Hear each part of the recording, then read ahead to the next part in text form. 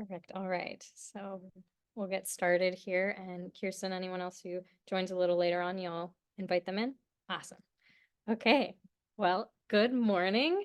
And thank you for joining us today. My name is Laura, and I am a community specialist here at the Venn Group. And I am excited to be talking with you today all about sparking innovation with your teams.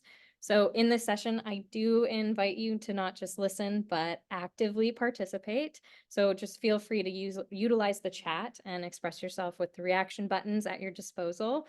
Hint, hint, we will be using these throughout the session. So does everybody know where the reaction button is? If you do, just give me a thumbs up.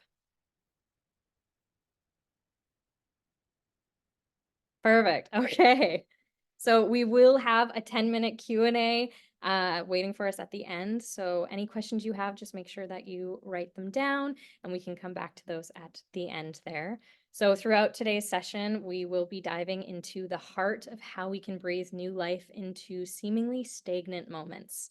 But first, before we dive in, I just want to ponder this question with you. So what does innovation mean to you? We may all have very different interpretations of what this term means to us. So just take a second to define it for yourself.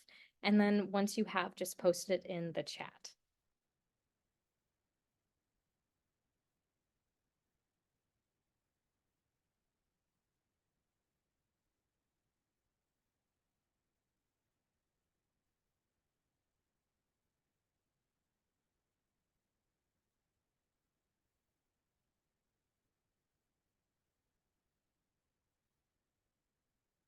I know that it may be difficult to define innovation. Oh, yes. Okay. So innovation for you is something novel or a new idea. Yes. Yeah. I love that word, novel. That's awesome. New and exciting. Yes. Something exciting, something to make it fresh. So that those are great definitions. And Merriam-Webster defines innovation as a new idea, device, or method, right? Just like you said there, a new idea, right?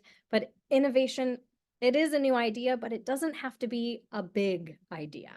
So innovation doesn't always mean inventiveness or a groundbreaking invention, right? It is those small daily acts of creativity that solve problems or streamline tasks. In fact, the word innovation itself actually descends from the Latin words in and novare, which mean to make new, just like you said, new and exciting.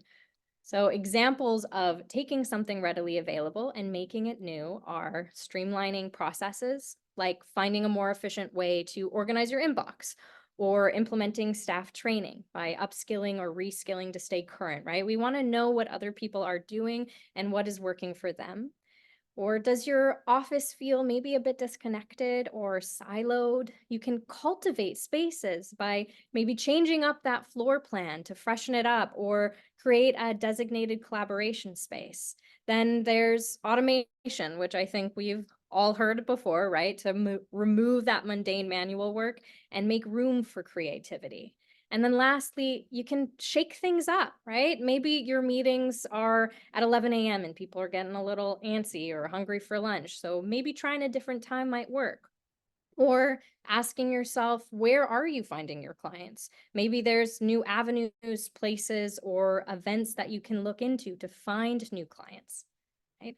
So given all of these examples of taking innovation, taking ideas and making them new, and the definition, would you say you are innovating? And why or why not?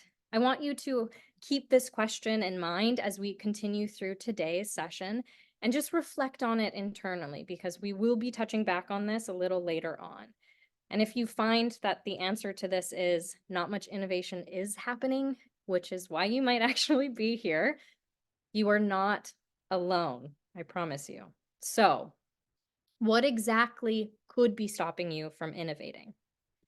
Well, there are three key fires or barriers in the way that stops us from being proactive. So, our first barrier is time. We're not making enough time for innovation. And I think we've all heard it before, or we've even said it ourselves. I don't have enough time for that, right? That is a common phrase that is used. The second one would be communication. We might be excluding the team from innovation processes more than we even realize. And this usually stems from that lack of communication. And then the third barrier would be action. We're getting stuck in a loop of planning without action. There are so many ideas or options out there that we end up with decision fatigue. Does this sound familiar? If it does, just give me a little thumbs up emoji. Yeah, okay. I see some thumbs up. Awesome. Yeah, okay. So sounds familiar to everyone. Well, when we hit these three specific barriers to innovation, what is it exactly that keeps fanning the flames of these fires? Well, I am sure we have all also heard the term before, putting out fires, right? Give me another thumbs up emoji if you have heard this or even said it yourself before. Yes. Okay. Many of us, right? A big proponent of these fires continuing to burn is caused by being caught in a constant state of reactivity after these fires have been set. And when we are stuck in a reactive state, it creates stagnation. Yes, and I'm seeing it here. This is what I do every day, right? Yeah, constantly putting out fires. Now, while being reactive is sometimes necessary, when it becomes the predominant mode of operation within a company, it does tend to overshadow innovation. And that's because constantly putting out these fires can lead to short term focus and lack of strategic direction, right? It does detract from that ability to allocate time and resources towards innovation. It also causes resource strain. So, constantly putting out fires can exhaust resources, can exhaust your physical energy, and it also drains that creative and problem solving battery, which leads to risk aversion. So, when you are constantly dealing with urgent issues, employees may become cautious about proposing or implementing new ideas because they're fearing potential failures or disruptions that could add to that reactive workload even more than it already is. And all of these factors hinder growth. So, instead of seeking newer, more efficient methods, teams may stick to familiar routines simply because they're deemed safe. So moving from a reactive state into a proactive state starts with this awareness. So asking yourself questions like, what fires are you constantly putting out? Because every workplace is different. So what fires are you constantly putting out? And how can you innovate to mitigate those fires, right? Which means innovation is actually the key to fixing stagnation. So how exactly can we put out these fires? Well, for the sake of time today, we have three solutions or fire extinguishers, as I like to call them, that we are going to provide you with to help you take you from a state of reactivity to proactivity in order to keep those fires from reigniting or restarting in the first place. Let's tackle these three solutions together. So solution one is to analyze your time, to ask yourself, where does your time actually go? And understanding where our time goes allows us to prioritize more effectively. And prioritize is the key word here, right? Because in order to innovate, you need to make it a priority. And this awareness allows us to learn what moves us closer to our goals, but also what eats up a lot of our time. And this helps us to set stronger boundaries because we are in a better position to prioritize the things that lead us closer to our goals, right? Allowing us to work smarter, not harder. And we can conserve energy because there is less of that firefighting mentality. So, my first thing for you, speaking of prioritizing, take some time in the next few days just to actively carve out space in your schedule to sit down and reflect on where your time went last year. Then break it down even further because reflecting on the past year isn't just about where your time went, but it's about understanding the value and results it brought. Right? Not sure where to start. Don't worry, we will be popping a worksheet in the chat that you can do just that with. Yeah, just got popped in there for you. And it's for you to take away and work through on your own time following our session today. So all of the instructions are in the worksheet for you, so don't worry about writing down any of this down. If you have any questions about the worksheet or the flow, you can book a 15-minute call with us to work through any sticky spots together, and we will share that link to book at the end of our session today. So this worksheet itself is a valuable tool to help you reflect on last year's priorities and time allocation. So you'll start by focusing specifically on awareness. So identifying major priorities from the past year, sorry, and then estimating how much time you spent on each. So examples of priorities will be provided in the worksheet, but they can be anything from creating marketing materials to lesson planning or generating leads, right? And then after you've brought awareness to where your time went last year, you'll then move through the worksheet, through the worksheet, and then you're going to go on to time analysis triage in order to understand what you prioritized and why. And once you've completed the awareness and analysis of last year, you can then look forward and follow the worksheet prompts to forecast for 2024, so our current year. And the priorities can be the same or different than last year's priorities. And you may find that doing this exercise, you need to reprioritize your priorities, and that's completely okay. That's why we're doing that exercise, right? The intention is to look at how you use and leverage one of your most valuable resources, which is your time. Now, before you dive into the worksheet, let's gauge approximately how much time you think you actually spent innovating last year.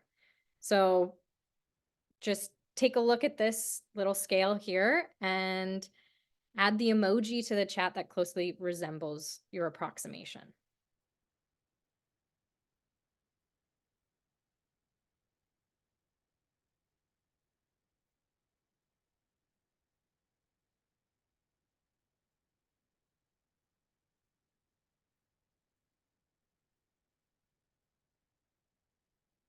And if you can't find the emoji, okay, I see heart eyes. So you were 45 to 69%. So you must be building some great stuff. That's awesome. Yeah, heart eyes for stars. Anyone else? Stars too? That's awesome. Okay. So we have a lot of innovating already. So if you were in the 0 to 9%, that's fair. Why do you think that is, right? Is there room for growth? Is there room for that innovation? If you were in the 10 to 19%, is there space to reach a bit more, right? And then 45 to 69%, which is some of you, awesome. And if you found yourself in the 70 to 100% range, that's wonderful. Your main focus must be on innovation itself, but then ask yourself, who do you have to support you with this innovation, right? Who's helping to maintain and sustain the company as you are innovating? Do you have someone to help bring you back to earth to a more balanced level when needed? Because everything is about balance in the end, right? We want to find that healthy medium because innovation is great, but only to an extent. We do need that sustaining and maintaining for healthy innovation. And of course, this does depend on your role, right? For instance, if you are an accountant, you may innovate to make processes easier, but you aren't completely reframing the processes every month, right? And if your goal is to be in this high range of heavy innovation, you do want to start asking yourself, who do you have to help support you with this innovation? So once you take this worksheet away, I would like you to re-examine this specific question after you've done it. Were you correct in your approximation? Was it actually less, or was it more than you thought? And why or why not? So I think we know what I'm getting at. Where our attention is consciously directed, energy just naturally follows suit. So if innovation is actively prioritized and given dedicated time, the chances of energy being channeled diminishes significantly, right? Similarly, in the absence of open communication, the pathway to innovation can become extremely obstructed, which leads me to our second fire extinguisher, which is communication. So to talk to each other. Effective collaboration hinges on communication. Without it, innovation can completely stall. And a perfect example of this happened in one of our training sessions where two people were learning how to delegate with one another. So these two had an experience where they were setting up for a big meeting. And her colleague casually mentioned, oh, well, remember to bypass this page before the session starts, because if you don't, it will often freeze and then we have to restart it over. And she was quite shocked to hear this because that was actually in her skill set and a part of her job to fix these sort of things. And she mentioned it to them. And she, as soon as that happened, his response was, oh, well, I didn't even think to bring it to you. So this was a simple fix, right? And it saved time in the long run and further issues, right? That wouldn't have been fixed without this communication within this delegation training session. And we cannot fix things or streamline processes if no one is talking to each other. Innovation doesn't occur in a vacuum. I'm going to say that again. Innovation doesn't occur in a vacuum. It's in collaborative problem solving that innovation is born. Oh, couldn't find the emoji. Oh, no problem. It's all good. So when it comes to communication, how can we foster it authentically? Picture a pyramid like this one here. So a visual representation of building innovation through communication. So at the top, place the significant long-term innovative goals. These may require more time, resources, energy, and cross-functional efforts. And then at the very base of the pyramid is our foundation. So place the smaller, easier things to foster that take up the least resources here. The things that take up the least resources to do should be the things that you are doing most of. Hence why it is our foundation. So speaking of foundation, try starting with sharing resources with your team. Right? Establish a centralized platform or system to share relevant articles, tools, and resources among teams. Examples of this could be creating a collaborative Google Drive or a specific channel in your Slack group, maybe template guides, or even a corkboard in a hallway. It can be as simple as that. Then our second rung up is coffee meetings to spark conversations. So create intentional coffee meetings to hear about their day, discuss processes and potential solutions, and then follow up with questions. So saying things like, what could we do better? Or what excites or challenges you about our current processes? You can also turn them into walk and talks because physical movement often sparks creativity and offers a non-intimidating environment for dialogue. I would say get out there and go for a walk, but it's pretty cold today. So maybe if you're in Toronto, maybe go down and take a walk in the path. I would say that instead. So the next one up would be to roll out team surveys. So this is a more formal way to gather data than coffee chats, right? It will take more resources and time than grabbing coffee, hence why it's higher up on our pyramid here. You can use surveys to gather anonymous feedback on current processes and potential improvements. You can uncover communication bottlenecks as well doing this. So examples of this would be an anonymous type form or printed meeting feedback surveys that you get directly after a meeting. And then the next one up from this is our cross-departmental training, which will allow your team to see the holistic flow of operations where they can spot inefficiencies and notice balls being dropped. And if you are implementing every suggestion below this point on the pyramid, the information you gather doing the easier tasks will help you to identify where specifically training is needed, what type of training, and what departments need training, and where those efforts and resources should be concentrated, which makes the training more effective. And with a strong foundation, cross-departmental training will create a knowledge-sharing culture rooted in collaboration. Finally, the top of our pyramid is organizational change management, which could be shifts in organizational team structure, implementation of new technology, or the adoption of new business models. This one does require the most resources, time, and energy, and it also requires a lot of intention. Right? It becomes easier to implement these changes when everything below this, all of our foundation that we've built below it, has been built, to help foster a healthy and communicative culture.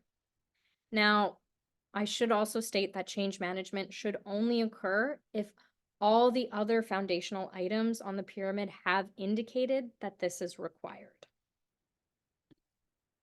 And all of these examples aim to cultivate an environment where communication flows naturally, allowing for collaborative problem solving and innovation to thrive at various scales within the organization. Right? And you can see from this that innovation does not have to be a big idea, just a new idea. And I want to stress again that the things that take the least resources to do, you should be doing the most of. Which leads me to our last fire extinguisher, which is to take action. So to just start, right? Book the coffee meeting, ask the questions, share the resources. Sometimes the biggest hurdle is taking that first step. So we live in a day and age where so much information is at our fingertips, but that also leads to decision fatigue and second guessing our ideas. And every organization is different and preferences are always different. So test things out and keep an open line of healthy communication and ask for that regular feedback. Now we've been through the 3 solutions, and as you can see though, there is one major thing missing from all of these solutions, and that is to make it a value. So while you are taking action and starting, make sure you are actively making innovation a company or team value, and then hold yourself accountable to it. And this means make it a part of your vocabulary. Ask questions like, can we make this more efficient? Does anyone have an idea or a different way to do this, right? And keep that open, positive dialogue. Your colleagues are one of your most productive assets. You can help them become more productive by promoting a culture that encourages creative thinking and passionate work in the workplace. So keep that creative door open. Another way you can hold yourself accountable to fostering an innovative culture is acknowledgement. Just make sure you are acknowledging your colleagues' contributions, ideas, and willingness to collaborate. You may or may not have heard of the principal improv theory of yes and. Give me a thumbs up if you have heard of this yes and. Okay, I see a few. Yeah, okay. So yes and is the concept of always accepting the offer given and then building upon the ideas with offers of your own. Sounds quite familiar to innovation, right? Yeah, okay, I see some heads nodding. Exactly. Yeah. Think of it as inflating instead of deflating. Not all ideas are right, don't get me wrong, or will work for the company, but it doesn't make it a bad idea. Great ideas can come from stepping outside the box and peering at it from the other side. So get curious and expand upon those ideas by saying things like, yes, and how do you foresee us executing on that? Or yes, and let's add a chart visual to make it clearer. And when you lead by example, by making innovation your own value and work to foster and inflate ideas, you actually inspire others. You uplift, encourage your colleagues to share their knowledge, experience, skills, suggestions, recommendations that will inevitably increase the efficiency of the company. And you'll find yourself in an environment of, let's try it this way, instead of, well, this is the way we've always done it. And this is an environment where people actually want to work towards innovation. All right, so based on what we talked about today, what's one thing that you think you can take away and start doing today? If you have an idea, pop it in the chat there. Maybe even based on your calendar, what are you already doing that's innovative that you weren't aware of or are aware of?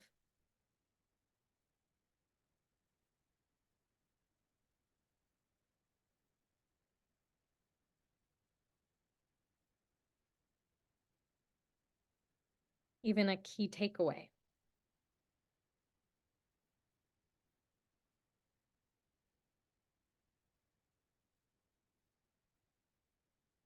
More coffee meetings with my peers. Yeah, that's an awesome one.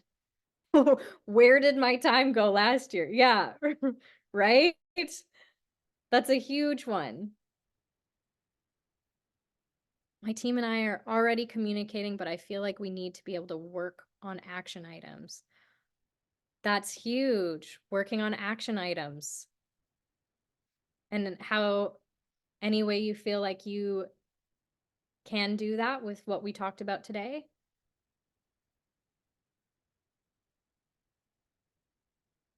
Yeah? Awesome. Wonderful.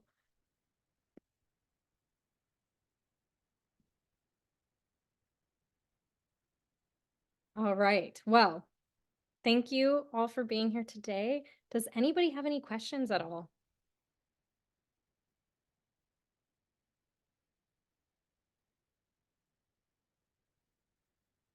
Emil, yes. Um,